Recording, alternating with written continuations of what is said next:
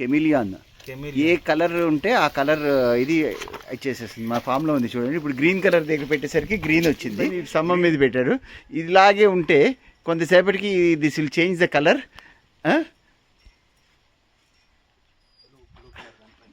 ఇప్పుడు blue colour మీద పెట్టి చూద్దాము. అంటే ఇట్ టేక్ సమ్ టైం, ఇమీడియట్గా జరగదు.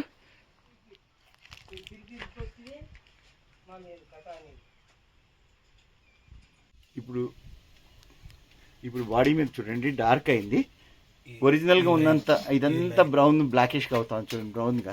ఈ కింద బ్యాక్గ్రౌండ్ బట్టి అది అవుతుంది. ఒకటి కంప్లీట్ బ్యాక్గ్రౌండ్. ఇక్కడ కూడా ఏంటంటే స్ట్రైప్స్ ఉంది కాబట్టి కింద మట్టిగా అంత ఇది అవ్వడం లేదు.